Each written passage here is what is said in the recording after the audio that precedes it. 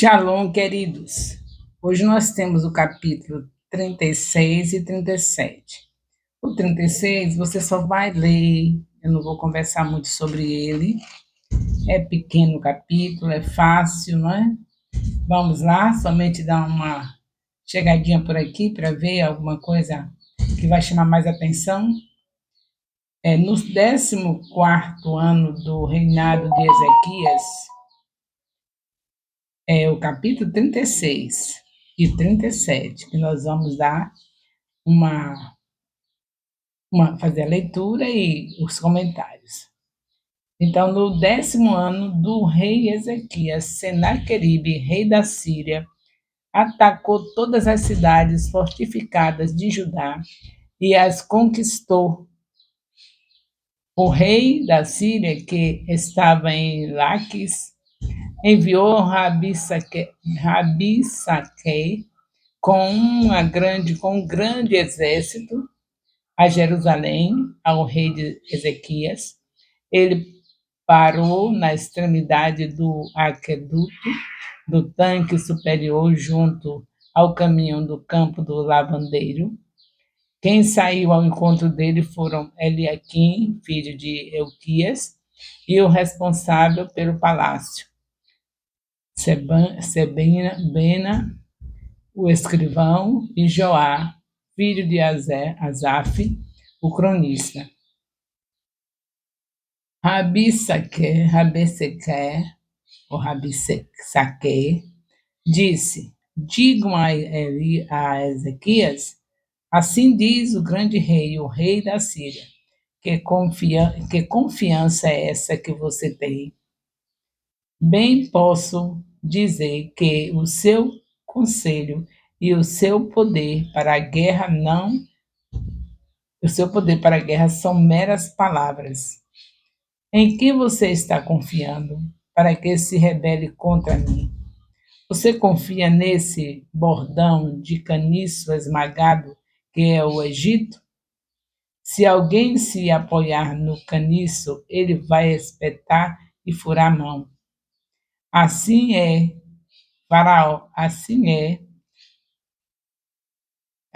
Faraó, o rei do Egito, para todos os que nele confiam. Mas se você me diz, confiamos no Senhor, nosso Deus, eu pergunto, não é esse aquele cujos lugares altos e altares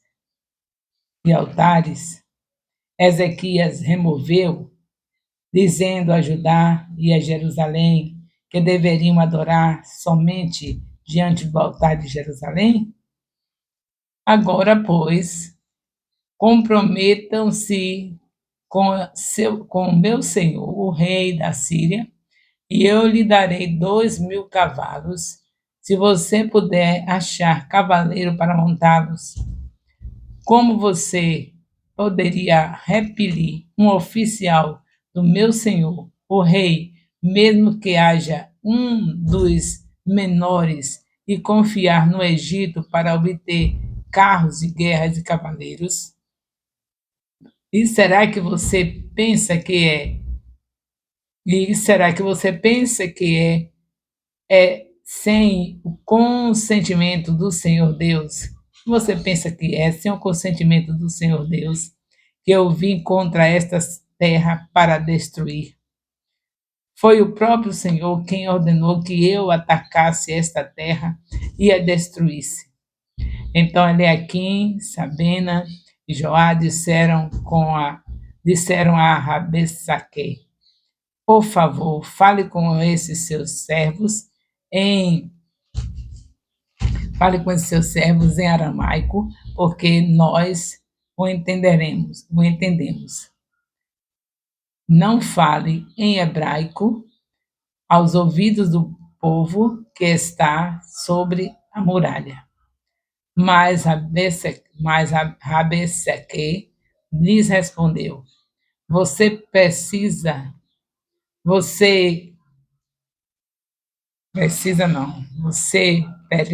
que o meu Senhor me enviou para fazer.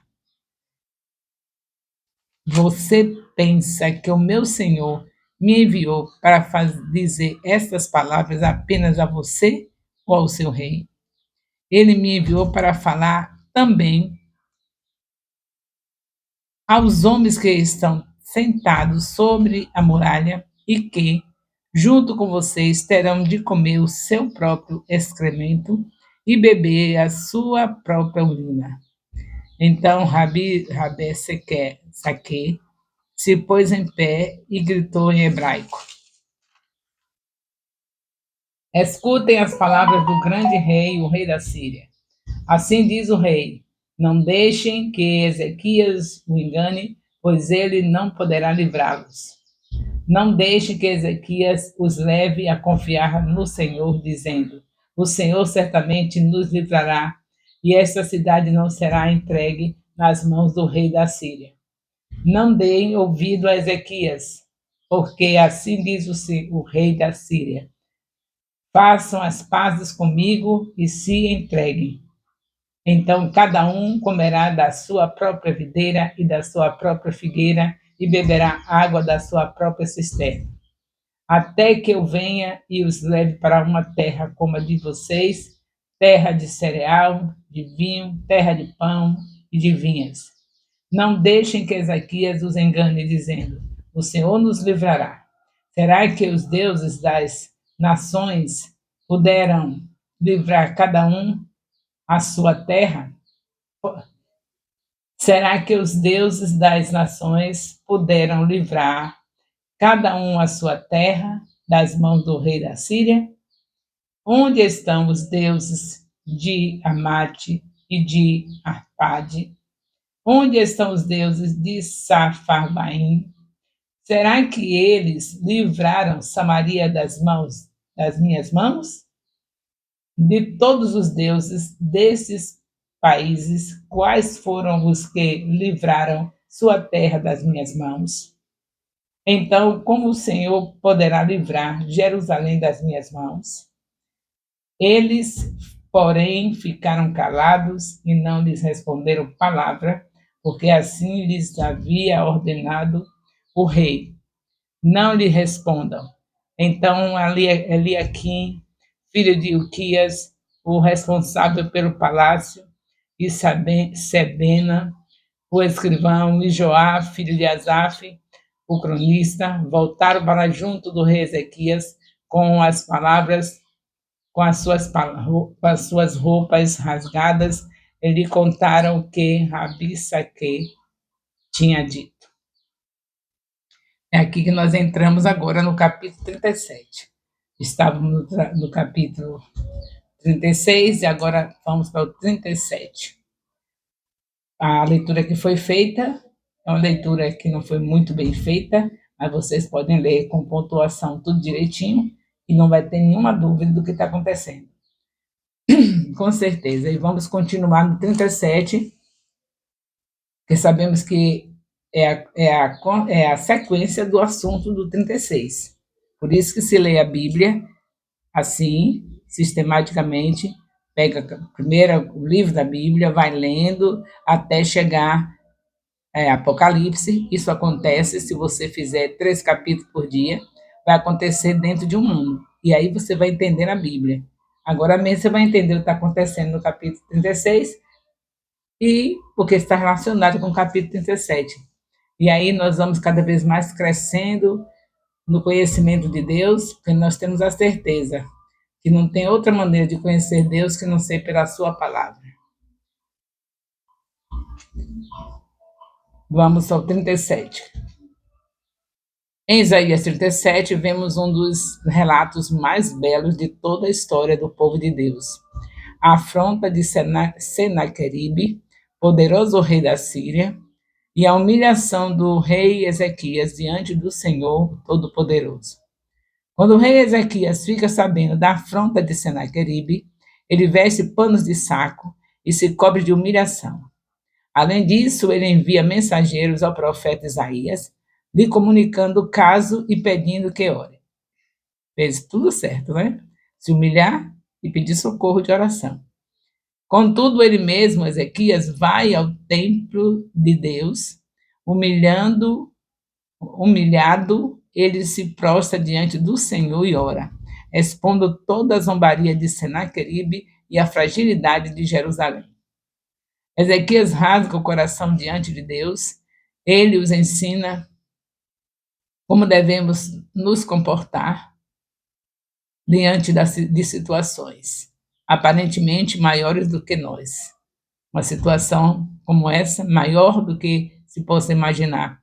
Nunca um rei ia pensar que ia chegar numa humilhação dessa. Mas chegou e o único socorro é o Senhor. Você e eu, todos nós, devemos entender, diante das humilhações, das situações que nós podemos estar vivendo, certamente pode ser como acontecia com Israel, estava vivendo essas coisas porque desobedecia ao Senhor.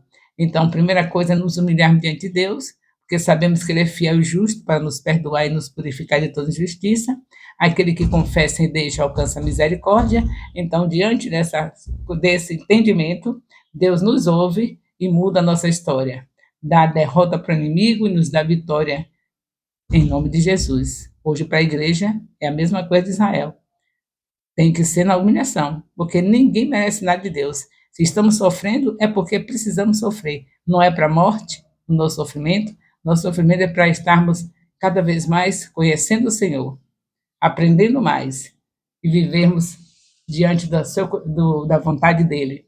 É por isso que Ele permite situações em nossas vidas. Então, Ezequias faz isso, né? Se humilha, procura Deus. É isso que nós temos que procurar. Não é desistir de tudo, dizer Deus não está olhando para mim, aí você só vai perder. Então, nós sabemos que precisamos estar consciente do nosso trabalho. É somente se humilhar. O trabalho mesmo é do Senhor. O nosso trabalho é só confiar em Deus e nos humilharmos, reconhecer que não somos nada. Após a oração de Ezequias, o Senhor envia a seguinte resposta através do profeta Isaías. Ouvi a sua oração acerca de Senaqueribe, rei da Síria. Ao orar, ele recebe a resposta que Deus ouviu a oração, que alegria, né? Quando a gente sabe que Deus ouviu, quer dizer, que não é porque ouvir, Deus ouve até o que Deus sabe até o nosso pensamento, mas está falando no sentido de eu vou resolver seu problema, eu estou resolvendo essa causa. Quando fala ouvir, é nesse sentido. A mesma coisa quando Deus fala para nós ouvirmos a Ele, é porque Ele quer que a gente esteja obedecendo, cuidando daquilo que Ele está falando, né? Ouvir simplesmente por ouvir, porque sabemos que ouvir assim, só por ouvir, todo mundo sabe. Mas a resposta, é a interação, é passar aquilo que está sendo ouvido a fazer de acordo com como foi instruído. E aqui Deus está mostrando, eu ouvi, quer dizer, eu vou fazer, eu estou lhe vendo, eu tenho algo para fazer. Ao orar, precisamos crer que estamos sendo ouvidos pelo Senhor. Se você não crê nisso, você perdeu tudo, porque Deus se move através da fé. Ele diz que sem fé ninguém agrada a Ele. Ele é poderoso para agir em nosso favor. Foi o que Ezequias fez e deu tudo certo. Deus enviou uma mensagem de esperança, encorajamento, procurando tranquilizar Ezequias. O Senhor disse: Ele não entrará nesta cidade e não atirará aqui uma flecha sequer. Foi o que aconteceu. Certa noite, enquanto todos dormiam, o Senhor enviou um anjo. Ele sozinho matou 189 mil soldados de Senaqueribe. Isso causou um grande estrago no exército inimigo e decretou a sua derrota. Na manhã seguinte, quando todos acordaram, havia um grande exército de mortos ao redor de Jerusalém. Enquanto eles dormiam, Deus guerreou por eles e lhes deu a vitória. Se nós estamos humilhados diante de Deus, pode dormir tranquilo.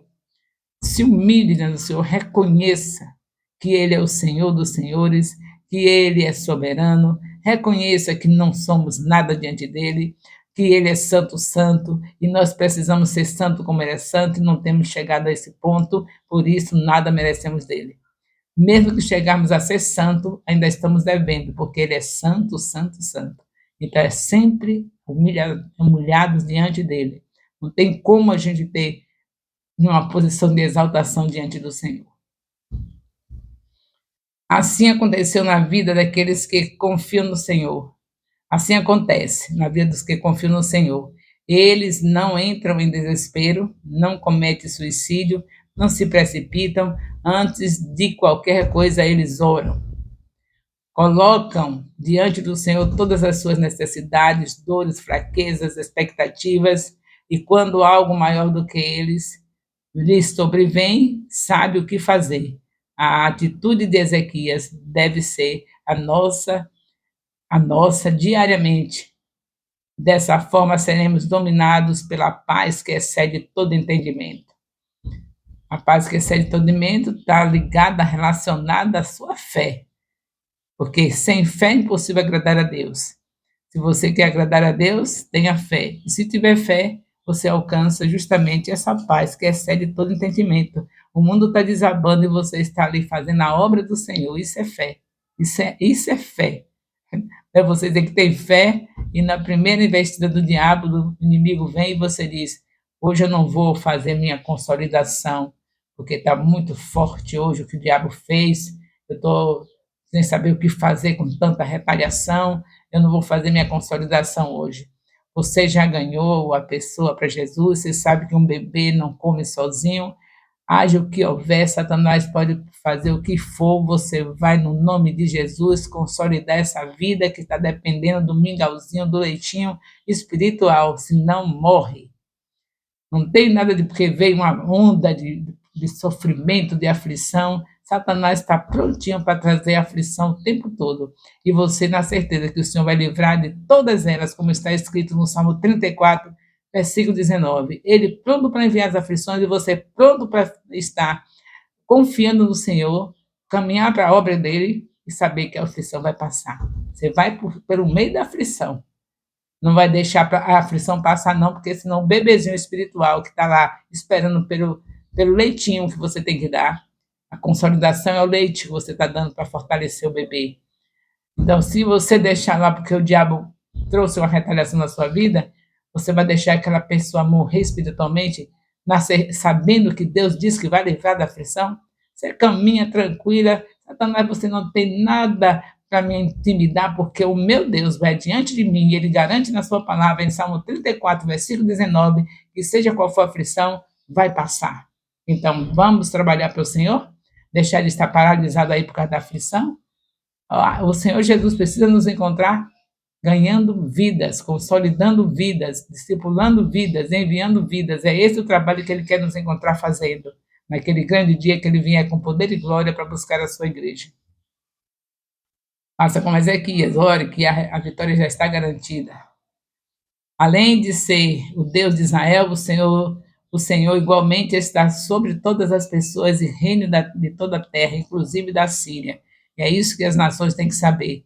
O Senhor, Deus de Israel, é um Deus poderoso que está sobre todas as nações. E nenhuma se faça de boba para querer fazer as coisas contra os seus filhos, porque Deus vai adiante deles e destrói todos os planos. Deus só permitia que as nações vencessem Israel quando eles estavam na desobediência. A mesma coisa com a igreja. As coisas que têm acontecido é porque nós estamos na desobediência, mas sejamos fiéis ao Senhor para ver se nós vamos passar por o que passamos. De jeito nenhum. Ainda vamos livrar o mundo de muitas coisas ruins que estão acontecendo se nós somos fiéis. Nem nós vamos sofrer essas consequências que estamos sofrendo, e o mundo é beneficiado através da igreja, porque se o povo do Senhor, que é a igreja do Senhor, que é o povo de Israel, e nós somos enxertados em Israel, uma igreja só, está enxertado, não tem separação. Eu não sei por que você não se liga em Israel. Primeira coisa, você precisa orar por Israel, porque o Senhor disse que quem ora por Israel é abençoado. Receba a bênção do Senhor orando por Israel todos os dias, pela paz de Israel, como está escrito no Salmo 122. Então, vamos fazer a obra do Senhor, independente do que estiver passando, porque as derrotas só vêm se a gente desobedecer. Você quer abençoar o mundo mesmo? Então, ore. Ore para o Senhor desfazer a maldade. Só pode desfazer se você orar. Quando você chegar para evangelizar a pessoa já está com o coração preparado para receber a palavra. É uma vida de oração que leva o mundo à transformação, porque você orando, você vai chegar no lugar certo, daqueles escolhidos que estão aí fazendo coisas erradas porque ainda não perceberam que Deus o escolheu. Você chega para essa pessoa, diz: Jesus é o caminho, a verdade e a vida, e ninguém vai ao Pai senão por ele. João 14, versículo 6. Aí a pessoa ouve aquilo, como ele é um escolhido, naquele momento ele vai sentir uma coisa diferente no coração. Ali ele percebe que Jesus é o caminho. E aí Jesus Cristo não vai lançá-lo fora. É mais uma vida que você vai saquear, vai tirar da mão de Satanás. Mas isso tem que ter oração. A igreja está numa tremenda desobediência em relação à oração. Todos nós precisamos saber da nossa responsabilidade de estar logo cedo buscando a Deus, de tirar um horário para orar no templo, com concordância. Sozinho você ora em casa, se você não quiser orar com a sua família, pode ir para o lugar secreto, passar até o dia todo orando, mas no templo você tem que ter uma equipe para você chegar lá, naquela hora marcada, dar o seu horário ali, para fazer o que Deus disse que a casa dele é, casa de oração. Mateus 21, 13. É desse jeito que você cumpre o discipulado. Você sabe muito bem que a maioria, não sei você, a maioria não quer cumprir o discipulado porque sabe que não vai fazer essas coisas. Você não vai discipular uma pessoa, ganhar uma pessoa, para você não estar numa vida de oração, numa vida de estudo da palavra, de Gênesis Apocalipse, da prática da palavra, de um lar onde você também esteja meditando de dia e de noite na palavra. Então, essa é a responsabilidade de todo crente, mesmo que não tivesse de consolidar, de ganhar, de consolidar e de enviar. Era a nossa responsabilidade. Mas junto ao útil ao agradável, além de ser uma coisa que deve ser da nossa vida, independente de qualquer coisa, de vida de oração, de andar na presença do Senhor, além disso, ainda com essa obediência de orar, de estudar a palavra, você vai facilitar o trabalho que Deus mandou fazer, que é o mais importante de todos, que é ganhar, consolidar, discipular e enviar. Então, nós vemos aqui um rei que está sendo ameaçado, depois você vê que o Senhor manda o profeta avisar, ele ora, depois o profeta avisa que a bênção é sobre ele, que ele vai estar vencendo, e assim eu espero que seja na sua vida. Se você estiver ameaçado, não pare, não esteja regredindo, você tem um Deus que ouve a oração. Então não tenha medo de ir no lugar de bairros marginalizados, não, porque você vai estar resgatando as pessoas da mão do diabo, mas você tem um Deus que ouve a sua oração, tem um Deus que lhe protege e tem um Deus que tem o céu preparado para você. Se ele quiser permitir que aconteça uma bala perdida naquele lugar, você vai para os céus. Você acha que Deus vai tirar você antes da hora da terra? Então você pode ir onde for, no inferno, você tem um projeto, Deus tem um propósito para a sua vida. E não vai, nada dessa vida vai tirar você da terra. Só o Senhor, no dia certo. Aconteceu com Paulo. Ele teve ameaça de morte o tempo todo, só saiu da terra no dia certo. Foi de uma morte estranha, não foi? Porque foi tirada a cabeça, mas você sabe que lá no céu Paulo está com a cabeça, não sabe? Não fique confiando nesse corpo, não, porque ou por amor a Jesus, ou por qualquer outra coisa, você pode ter um problema e o corpo não vai ficar perfeito. A gente corre tanto de morrer por causa de Jesus, porque eu vou para aquele lugar e vão me matar. E agora, quando vem uma doença, quem é que vai tirar desse mal? Se ele não tirar, você vai poder? Então não depende dele mesmo? Qual é o melhor? Morrer por Jesus ou morrer por uma doença? Ainda bem que o Senhor, na sua misericórdia, né? Se você se humilhar, se nós nos humilharmos, ele pode fazer com que qualquer doença seja curada. Só é recorrer a ele. O Senhor está escrito na tua palavra, em Mateus, capítulo 10, versículo de 1 a 2, que o Senhor cura toda doença e toda enfermidade. Então, esse Deus que tem a sua vida nas mãos, que você poderia morrer de uma enfermidade, não vai morrer porque ele vai te curar. Você não pode ter também esse amor a esse Deus e enfrentar uma bala perdida por amor a ele? Porque você sabe que se morrer por uma bala perdida é glória para nosso Deus. A pessoa, uma pessoa que morre por uma bala perdida num lugar onde ele foi saquear o inferno, tirar as vidas da mão de Satanás, que privilégio, hein? Claro que a gente sabe que é ser humano, é fraco, tem medo de morrer desse jeito, mas o Espírito Santo é espírito de coragem, nos leva até esses lugares, e se o Senhor quiser, você vai em 1000 lugares dele e ninguém lhe toca. E se o Senhor não quiser, no primeiro lugar que você for, você vai para os céus. Tem alguma coisa errada para os céus? Cedo ou tarde, se você é filho de Deus, vai para os céus. Só vai mais cedo, se o Senhor quiser. E uma doença? Se o Senhor não tirar, você não vai para os céus? Não morre antes da hora? Às vezes você está naquela maior alegria da vida, felicidade, jovem, e uma doença vem e leva. E aí? Se o Senhor quiser, não pode ter a doença e você ficar vivo? Mas se ele não quiser, você não pode ir para o céu também antes da hora por causa de uma doença? Então, compare entre uma coisa e outra. O bom é a gente cumprir o propósito. Se é por doença ou por bala perdida, só vai quando cumpre o propósito. Não se esqueça disso. Filho de Deus não morre antes de cumprir o propósito. O propósito que Deus tem é esse. Você pregou o evangelho, então anda depressa, está perdendo tempo. O propósito de Deus é esse, você ganhar vida, está perdendo tempo. Não perca tempo não, porque quanto mais retardar, a coisa fica mais séria. Você viu Sansão? Retardou o propósito dele, morreu junto com os inimigos.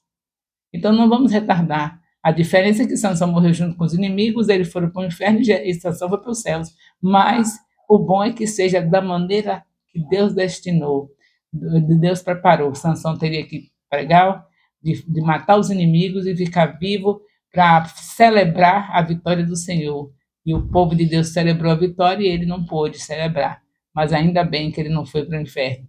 Ele está lá com o Senhor, porque foi um escolhido de Deus e no último momento ele se arrependeu de não ter cumprido, feito como devia fazer e preferiu morrer fazendo o que Deus mandou fazer. Então, em nome de Jesus, entenda, não tem para onde correr. Nosso chamado é esse. Se você foi salvo, foi para isso, foi para trabalhar para Deus, para ser uma atalaia. Então, vá fazer seu discipulado e cumpra seu propósito no discipulado que você tem, porque você vai ganhar, mas você vai continuar sendo discipulado até completar o estudo todo da Bíblia, não é? Você já pode começar, porque desde maio de 2023, a essa altura você já sabe se está na obediência ao Senhor, se está ouvindo tudo direitinho, você já sabe como se dirigir uma pessoa para levar essa pessoa à salvação. Porque você sabe que você só vai abrir a boca e que vai fazer o convencimento do pecado, do juízo e da justiça é o Espírito Santo. Então você já pode começar. Já pode começar. Eu acho até que essa altura você já está atrasado, era para ontem. Se você começou discipulado em maio, já pode começar. Ganha a primeira discípula, a segunda, a terceira, a quarta, a quinta, tudo acompanhado pela líder da sua congregação. Ganhou a primeira, muito obrigado, minha líder, porque você orou. Eu fui lá na casa da minha tia, já ganhei para Jesus. Ela dá o estudo de consolidação, você faz a consolidação, aí vai prosseguindo tudo com a orientação da líder da sua congregação. Os homens, tudo com a direção do líder da congregação, as mulheres com a direção da líder da congregação. E você imaginou o que significa isso? Galardão, maravilhas, porque além de salvação tem os galardões. É tão bom ser aquele servo aprovado que recebe galardões, não é? É claro que Jesus Cristo já fez a melhor parte, que é a salvação. Não ir para o inferno é maravilhoso, mas chegar nos céus, receber os elogios do Senhor, receber os galardões do Senhor pelas vidas que ganhou, isso é maravilhoso. Então vamos fazer a obra do Senhor, porque Deus não está de brincadeira. O mundo vai pagar o preço por toda a rejeição. E nós temos que acelerar para tirar os que são de Cristo, que estão lá nesse mundo, por conta de não ter alguém que foi lá falar, porque tem aqueles que são chamados, escolhidos, e que depende de mim e de você para ir anunciar, para eles saírem do engano, saber que eles são escolhidos e tem que vir para o lado de cá, que é o lado direito, o lado das ovelhas, ao lado de Jesus. O amor de Deus, nosso Pai, a graça salvadora do nosso Senhor Jesus Cristo, a comunhão do Espírito Santo, seja com todos os discipuladores e discípulos do Ministério Apostólico Internacional, Filho de Jerusalém, desde agora e para sempre. Amém. Louvado seja Deus.